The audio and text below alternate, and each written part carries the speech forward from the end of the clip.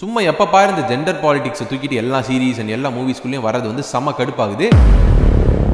Welcome back ladies and gentlemen. ஏன் எதுக்கு என்ன மாநாடுக்குடா இப்படிப்பட்ட ஒரு சீரீஸை எடுக்கணும் அப்படின்ற மாதிரி டிசிஷன் எடுத்தாங்க அப்படின்னு சொல்லிட்டு எனக்கு புரியல. யார் தைரியம் கொடுத்தா அப்படின்றதும் தெரியல. இப்படி ஒரு சீரீஸை எடுக்கணும் அப்படின்னு சொல்லிட்டு இது வந்து ஒர்க் ஆகும் அப்படின்ற மாதிரி எப்படி யோசிச்சாங்கன்னு தெரியல. எனக்கு சுத்தமா பிடிக்கல. I am not disappointed because நான் டிசப்பாயிண்ட் ஆகிறதுக்கு நான் எதனா எக்ஸ்பெக்ட் பண்ணிருக்கணும். இந்த சீரீஸை வந்து நான் சுத்தமா எக்ஸ்பெக்டே பண்ணல. உங்க எல்லாருக்குமே தெரியும். அது நான் வந்து கம்யூனிட்டி போஸ்ட்லேயே போட்டிருப்பேன். ஃபர்ஸ்ட் 3 எபிசோட பார்த்துட்டு நானே சொல்லியிருப்பேன். ஃபர்ஸ்ட் 2 எபிசோடு வந்து ஓரளவுக்கு ஆவரேஜா தான் இருந்துச்சு. 3rd எபிசோட் இன்ட்ரெஸ்டிங்கா முடிச்சிருந்தாங்கன்னு சொல்லியிருப்பேன். அதுக்கப்புறம் போக போக பிக்கப் ஆகும்னு நினைச்சா திரும்பவும் பழையபடியே போயிட்டானுங்க. ஹானஸ்ட்லி சொல்லணும்னா 3rd episode and 6th episode இந்த 2 எபிசோட் மட்டும் தான் பாக்குற அளவுக்கு இருந்துச்சு. இந்த 2 எபிசோட் மட்டும் தான் நல்லா இருந்துச்சு. மத்த 4 எபிசோடுமே எதுக்கு இருந்துச்சு, என்னடா பண்ணிட்டு இருக்கீங்க அப்படின்ற மாதிரி தான் இந்த 4 எபிசோட் வந்து இருந்துச்சு. என்ன பொறுத்த வரைக்கும் it is a total disaster. இந்த சீரிஸ் வந்து it is a total disaster. எனக்கு வந்து இது அபியூசிவா சொல்லணும்னு தோணல. நான் வந்து ஹேட்டா இதை வந்து சொல்லணும்னு தோணல. ஒரு கிரிட்டிசிசமா தான் இதை வந்து நான் வைக்கிறேன். பிகாஸ் எனக்கு இந்த ரீரி கேரக்டர் வகாண்டா ஃபாரெவர்ல ரொம்பவே பிடிச்சிருந்துச்சு. அந்த கேரக்டர் லைக் அந்த கொஞ்சம் குறிப்பிட்ட ஸ்கிரீன் டைம்ல அந்த படத்துல எந்த அளவுக்கு ஒரு ஆர்க்கை கொடுக்க முடியுமோ அதை நல்லாவே கொடுத்திருந்தாங்க. அந்த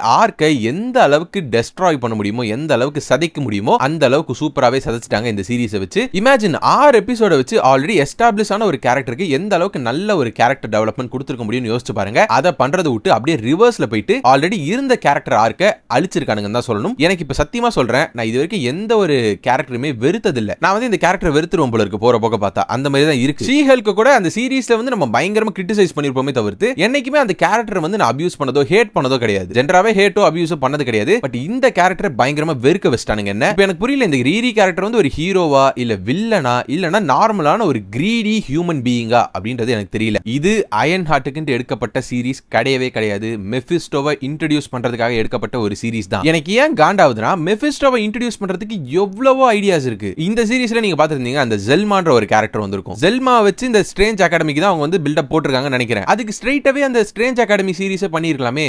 வாங்க வச்சு இந்த கமர்தாஜ்ல நிறைய ஸ்டூடெண்ட்ஸ் வந்து அவர் ட்ரெயின் பண்ற மாதிரி நிறைய மேஜிக்கல் எலிமெண்ட்ஸ் எல்லாம் வச்சு அந்த சீரிஸை கொண்டு போயிட்டு அங்க மெஃபிஸ்டோவை கொண்டு வந்திருக்கலாமே. எதுக்கடா சம்பந்தமே இல்லாம இந்த அயன் ஹார்ட் கேரக்டரை வந்து அழிச்சிங்க அப்படின்ற மாதிரி தான் எனக்கு இருக்கு. எனக்கு நல்ல ஞாபகம் இருக்கு, வகாண்டா ஃபாரெவர் நான் ஃபர்ஸ்ட் டைம் தியேட்டர்ல பாக்கும்போது அந்த அயன் ஹார்ட்டோட அந்த சூட் இருக்குல, அந்த ஃபர்ஸ்ட் ரிவீல் சீனுக்கு நான் கத்துன்னு கத்துன தியேட்டர்ல. இப்போ எனக்கு சத்தியமா தெரியல இந்த கேரக்டர் திரும்ப ஸ்கிரீன்ல வரும்போது நான் மதிப்பனான்னு கூட தெரியல. லைக் சீரிஸை ப்ரோமோட் பண்ண விதமே எப்படி தெரியுமா இருந்துச்சு, டெக் வர்சஸ் மேஜிக் அப்படின்ற மாதிரி தான் ப்ரோமோட் பண்ணிட்டு போயிட்டு இருந்தாங்க. ஆனா அந்த திங் இஸ், இந்த சீரிஸோட கடைசியில தான் இந்த டெக் வர்சஸ் மேஜிக்கே வருது. அதுவும் சும்மா 2 நிமிஷத்துக்கு தான் வந்துச்சு. You are part of a criminal gang. நீ வந்து ஒரு கிரிமினல் கேங் வந்து திருடுறதுக்கு ஹெல்ப் பண்ணிருக்க இந்த சூட்டை வச்சுக்கிட்டு. You brought a dead character back. செத்து போன கேரக்டர் திரும்பவும் கொண்டு வந்திருக்க. சொல்றதெல்லாம் பைத்தியக்காரத்தனமா இருக்கு. சொல்ற டயலாக்ஸ், அவன் பேசுறது எல்லாமே கிறுக்குத்தனமா இருக்கு. இதெல்லாம் பண்ணிட்டு என்ன வந்து இந்த கேரக்டர் வந்து கொஞ்சம் சொன்னீங்கன்னா என்னால முடியாது. இதை வச்சுக்கிட்டு என்ன வந்து ரேசிஸ்ட், என்ன வந்து மிசோஜனிஸ்ட்னு சொல்ல பாத்தீங்கன்னா நோ, என்னால ரேசிஸ்டா இருக்கவே முடியாதுடா. அதை ஃபர்ஸ்ட் புரிஞ்சுக்கோங்க. நான் ரேசிஸ்டா இருக்கிறது எப்படி தெரியுமா, ஒரு நாய் போயிட்டு இன்னொரு நாயை போயிட்டு போடா நாயேன்னு சொல்ற மாதிரி. நான் இந்த சீரிஸ்ல இன்ட்ரெஸ்டடா இல்ல அப்படின்னு சொல்லிட்டு சீரிஸ் ரிலீஸ் ஆகிறதுக்கு முன்னாடி வந்து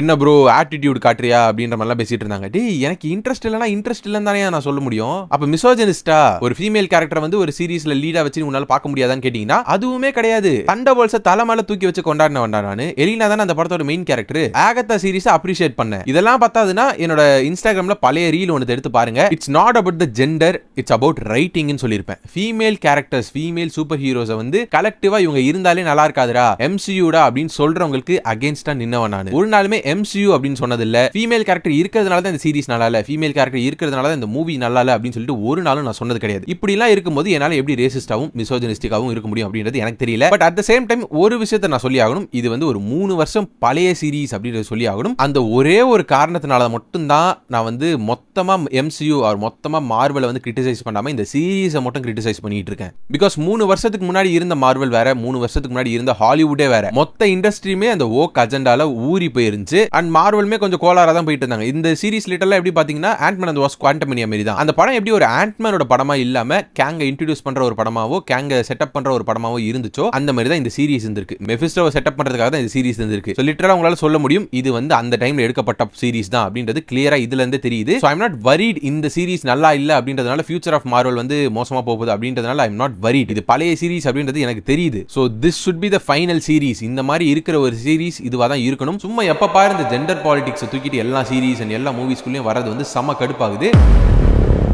நான் ஜெண்டர் பாலிடிக்ஸ்னு சொல்றது வந்து ஒரு ஃபீமேல் கேரக்டர் லீட் பண்றது நான் சொல்லல. நான் எதை சொல்றேன்னா இந்த மத்த ஜெண்டர் பாலிடிக்ஸ் தான் நான் சொல்றேன். எதுக்கு இந்த கேரக்டர் வந்து கொண்டு வரணும்? I'm not against to this community, at the same time I'm not supporting this community. நீங்க எதனா பண்ணிட்டு போங்க, பட் என்ன இன்ஃப்ளூயன்ஸ் பண்ண ட்ரை பண்ணாதீங்க. நான் பாக்குற கண்டென்ட் எல்லாத்தையுமே இதை எடுத்துட்டு வந்து சொருகாதீங்க அப்படின்றத நான் சொல்லிக்கிறேன். நீ ஏன்டா பாக்குற இந்த சீரிஸை பார்க்காம போக வேண்டியது என்னன்னா, Marvel was not like this 10 years ago. 2008ல ஆரம்பிச்சு இந்த மாதிரி கிடையாது. திடீர்னு 2019க்கு அப்புறம் தான் இதெல்லாம் பண்ணிட்டு இருக்காங்க. So the problem is not with me. நீ ஒரு கேரக்டர் இந்த கம்யூனிட்டில இருந்து கொண்டு வந்து இந்த ஒரு கேரக்டர் வைக்க போற அப்படின்னா ரைட்டிங்ல என்ன கன்வின்ஸ் பண்ண பாரு. பெஸ்ட் எக்ஸாம்பிள் வந்து ஸ்குவிட் கேம் தான். அந்த ஸ்குவிட் கேம்ல ஒரு டிரான்ஸ்ஜெண்டர் கேரக்டர் வந்து இருந்திருக்கும். ஒரு செகண்ட் கூட நான் அந்த ஜெண்டரை பத்தி நான் கவலையே படல. அந்த அளவுக்கு ரைட்டிங் நல்லா இருந்துச்சு. அந்த கேரக்டரை பத்தி கேர் பண்ண வச்சுக்கிட்டாங்க. அந்த கேரக்டர் இறந்து போகும்போது உண்மையிலே கஷ்டமா இருந்துச்சு. அதுதான் ரைட்டிங். ரைட்டிங் மூலமா உங்களால வந்து ஜெண்டர் அப்படின்ற ஒரு விஷயத்தையுமே மறைச்சிட முடியும். அந்த அளவுக்கு ரைட்டிங்க்கு பவர் இருக்கு. அதை பண்ணுங்கடானா ஜஸ்ட் சும்மா ரெப்ரசென்ட் பண்ணணும் ஒரு கேரக்டர் அப்படின்றதுக்காக வச்ச மாதிரி தான் இருந்துச்சு இந்த ஸ்லக்ன்ற கேரக்டர். சும்மா கை எடுத்துட்டு வந்து மூஞ்சி கிட்ட வச்சுக்கிட்டு நெயில் பாலிஷ் போட்டிருக்கேன் பாருங்க அப்படின்றதெல்லாம் தட் இஸ் நாட் ரைட்டிங். நீ வந்து மொத்தமா எல்லாருமே ரெப்ரசென்ட் பண்ணணும்னு நினைக்கிறது தப்பு கிடையாது. பட் ரெப்ரசன்ட் மட்டும் தான் பண்ணணும், நான் கதைக்கு இம்பார்ட்டன்ஸ் கொடுக்க மாட்டேன் அப்படின்னு நினைக்கிறது தான் தப்புன்னு நான் சொல்றேன். ஐ ஹோப் இதுக்கப்புறம் இது மாதிரி வராதுன்னு நினைக்கிறேன். பிகாஸ் 3 வருஷத்துக்கு முன்னாடி எடுக்கப்பட்ட சீரிஸ் நான் ஆல்ரெடி சொன்னல, அதோட விட்டாங்கன்னு நினைக்கிறேன் இந்த ஒரு கான்செப்ட்.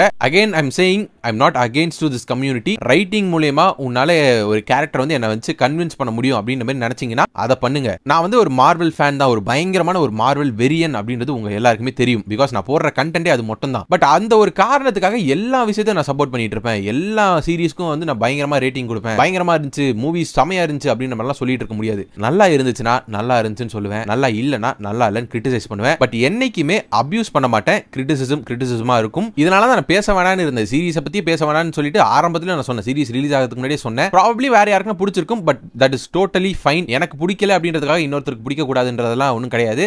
உங்களுக்கு பிடிச்சிருந்துச்சுன்னா சூப்பர், எனக்கு பிடிக்கல அவ்வளவுதான். அடுத்து வரப்போற வீடியோஸ் எல்லாமே ஃபேண்டாஸ்டிக் 4 அண்ட் சூப்பர்மேனோட ரிவ்யூஸ்லாம் வரும். நிறைய இன்ட்ரெஸ்டிங்கான வீடியோஸ் பிளான் பண்ணி வச்சிருக்கேன். சாதாரண பார்க்கணும் மறக்காம இந்த வீடியோக்கு லைக் பண்ணுங்க. சப்ஸ்கிரைப் பண்ண பாத்தீங்கன்னா மறக்காம சப்ஸ்கிரைப் பண்ணுங்க. கூடிய சீக்கிரம் வேற இன்ட்ரெஸ்டிங்கான வீடியோ சந்திக்கிறேன். Until then, bye.